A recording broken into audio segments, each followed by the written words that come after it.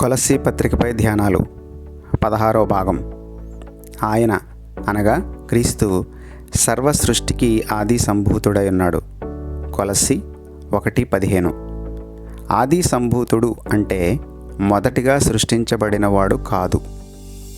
4వ శతాబ్దానికి చెందిన ఏరియస్ అనే దుర్బోధకుడు ఈనాటి యెహోవా సాక్షులు ప్రభువైన యేసుక్రీస్తు మొట్టమొదటిగా దేవునిచే సృష్టించబడినవాడు అని చెబుతూ ఆయన దైవత్వాన్ని కొట్టివేస్తున్నారు. తమ వాదనను నిరూపించుకోవడానికి ఈ వచనాన్ని చూపిస్తున్నారు. అయితే ఆది సంభూతుడు అంటే తొలిచూలు కుమారుడు, హక్కుదారుడు, ప్రముఖుడు అనే అర్థాలున్నాయి. దీన్ని లేఖనాల్లో నుంచి నిరూపిద్దాం.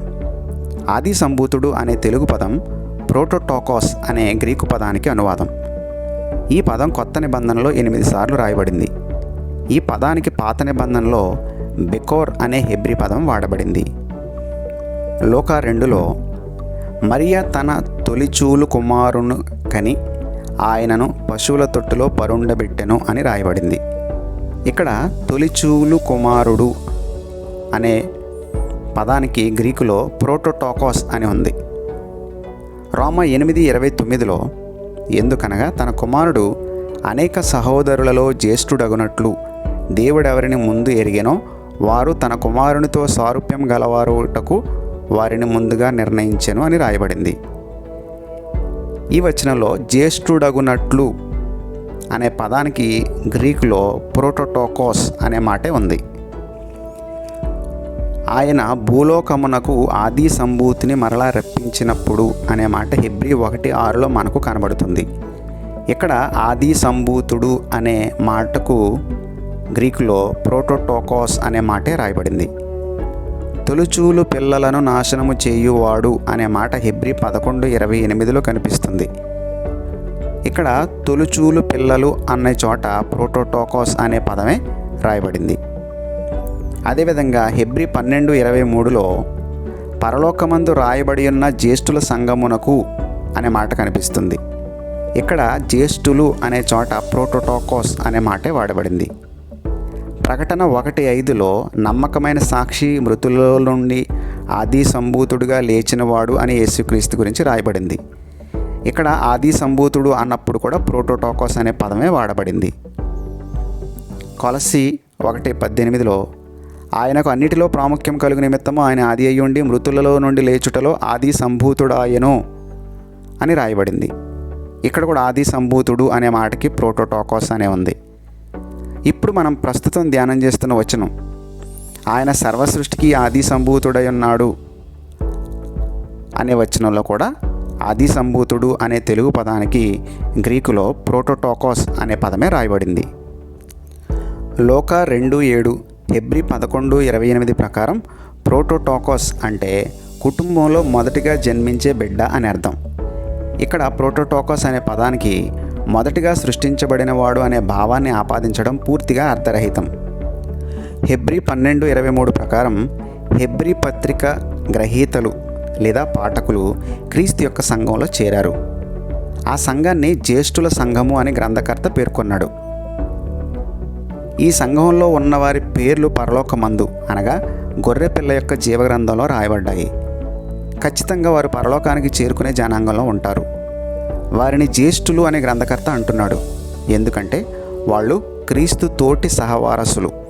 క్రీస్తు ఏ విధంగానైతే సమస్త సృష్టిపైన హక్కుదారునిగా ఉన్నాడో ఆయనతో సహవారసులైన సంఘ విశ్వాసులు కూడా క్రీస్తుతో పాటు దేవుని స్వాస్థ్యానికి హక్కుదారులుగా ఉంటారు. కాబట్టి ప్రోటోటోకోస్ అనే పదానికి దేవుని వాగ్దానాలకు, స్వాస్థ్యానికి హక్కుదారులు అని అర్థం. ఇక్కడ ప్రోటోటోకోస్ అనే పదానికి మొదటిగా సృష్టించబడిన వారు అనే అర్థం సరైనది కాదు. రోమా 29 ప్రకారం తన కుమారుడైన క్రీస్తు అనేక సహోదరులలో అనగా తరతరాల్లో ఉన్న విశ్వాసుల్లో ప్రముఖునిగా, నాయకునిగా ఉండాలని తండ్రి అయిన దేవుడు కోరుకున్నాడు.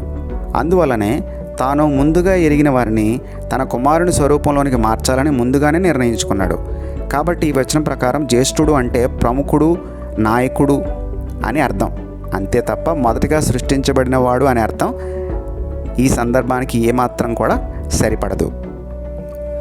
హెబ్రీ 1:6 ప్రకారం తండ్రి అయిన దేవుడు కుమారుడైన యేసును మరలా భూలోకానికి రప్పించబోతున్నాడు.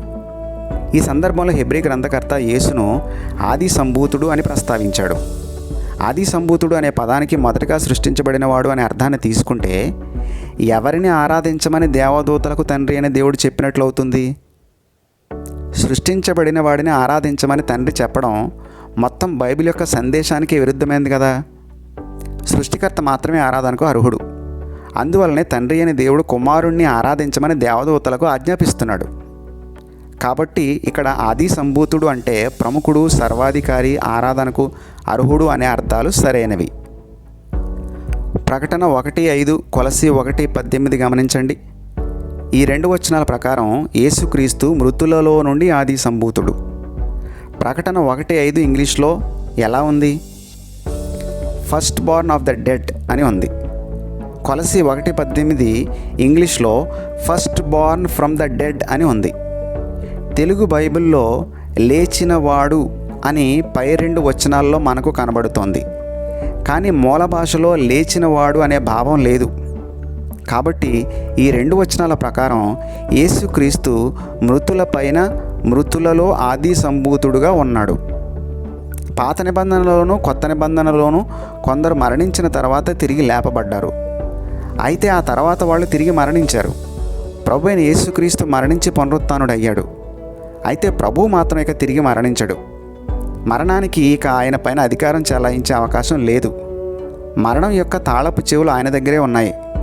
ఆయన మరణించిన వారిని పునరుత్థానులుగా కూడా చేస్తాడు. ఆయన యందు విశ్వాసం ఉంచిన వారిని జీవ పునరుత్థానంలో లేపుతాడు. ఆయనను తృణీకరించిన వారిని తీర్పు పునరుత్థానంలో లేపుతాడు. వారందరికీ ఆయనే తీర్పు తీరుస్తాడు. కాబట్టి మృతులందరిపైన సర్వాధికారిగా యేసే ఉన్నాడు. తన పునరుత్థానం తర్వాతే ఆయన ఈ అధికారాన్ని తండ్రి ద్వారా పొందుకున్నాడు. కాబట్టి మృతులలో నుండి ఆది సంభూతుడు అనే మాటకు మృతులలో నుండి మొదటిగా సృష్టించబడిన వాడు అనే అర్థాన్ని చెప్పడం సందర్భానికి ఏమాత్రమూ న్యాయం చేయదు. అందువలన కొలస్సీ 1:15లో ఆయన సర్వసృష్టికి ఆది సంభూతుడై ఉన్నాడు అని పౌలు రాసినప్పుడు సర్వసృష్టిపైన ప్రముఖునిగా, ప్రధాన నాయకునిగా, సర్వాధికారిగా క్రీస్తు ఉన్నాడు అనే ఉద్దేశమే అతనికి ఉంది. సమస్తాన్ని సృష్టించినవాడు క్రీస్తేనని చెబుతున్న దీని తర్వాత వచనం అనగా కొలస్సీ 1:16 కూడా ఈ భావానికి తగిన రుజువును మనకు చూపిస్తోంది. యేసుక్రీస్తు సర్వసృష్టిపైన సర్వాధికారిగా ఉన్నాడు. ఎందుకంటే ఆయనే సర్వాన్ని సృష్టించినవాడు కాబట్టి. ఒక్కసారి ఏరియస్ అనే దుర్బోధకుడు ఈనాటి యెహోవా సాక్షులు చెబుతున్న అర్థంతో ఆది సంభూతుడు అనే పదాన్ని అర్థం చేసుకుంటే అది ఈ సందర్భంలో ఎలాంటి భావాన్ని మనకు చూపిస్తుందో గమనిద్దాం. యేసుక్రీస్తు సర్వసృష్టిలో మొదటిగా సృష్టించబడినవాడు, ఎందుకంటే సమస్తాన్ని ఆయనే సృష్టించాడు కాబట్టి అన్నట్లు ఏరియస్ చెప్పే వాదన ఉంటుంది. ఇదంతా హాస్యాస్పదంగా ఉందో గమనించారా? అయితే ఆది సంభూతుడు అంటే ప్రముఖ నాయకుడు, హక్కుదారుడు, సర్వాధికారి అనే అర్థాలతో ఈ సందర్భాన్ని చదివితే అదెలా ఉంటుందో గమనించండి. యేసుక్రీస్తు సర్వసృష్టిపైన సర్వాధికారిగా ఉన్నాడు, ఎందుకంటే ఆయనే సర్వాన్ని సృష్టించాడు కాబట్టి. ఈ 2వ అర్థం సందర్భంలో చక్కగా ఇమిడిపోతుంది. గ్రహించారా? హెబ్రీ 1:2లో దీనికి మరికొంత ఆధారం కనిపిస్తోంది. ఆయన ఆ కుమారుని సమస్తమునకు వారసునిగా నియమించెను. తండ్రి ఆస్తిపైన, తండ్రికున్న సేవకులపైన వారసునికి సర్వహక్కులు ఉంటాయి కదా. తండ్రి మాటకు లోబడిన విధంగానే అతని వారసుని మాటలకు కూడా సేవకులు లోబడవలసిందే కదా. ఈ విధంగా కుమారుడైన యేసును వారసునిగా నియమించడం ద్వారా సమస్త సృష్టిపైన ఆయనను సర్వాధికారిగా తండ్రి ప్రకటిస్తున్నాడు. ఆది సంభూతుడు అనే తెలుగు పదానికి గ్రీకు మూలం ప్రోటోటోకస్ అని ఇంతకుముందే చూసాం. దీనికి హీబ్రూ భాషలో సమాంతర పదం బెకోర్. పాత నిబంధనలో కూడా ఈ పదానికి 2 భావాలు ఉన్నాయి. మొదటి భావం తొలిచూలు పిల్లలు అని. ఉదాహరణకు యాకోబు జ్యేష్ఠ కుమారుడకు రూబేను అని ఆదికాండం 35:23లో రాయబడింది. రెండో భావం ఏంటంటే వారసుడు, ప్రముఖ నాయకుడు, హక్కుదారుడు అనే భావం. ఉదాహరణకు ఇశ్రాయేలు నా కుమారుడు, నా జ్యేష్ఠపుత్రుడు అని నిర్గమ 4:22లో దేవుడు అన్నాడు. అంటే ఇశ్రాయేలు ప్రజలే మొదటగా సృష్టించబడ్డారు అని కాదు.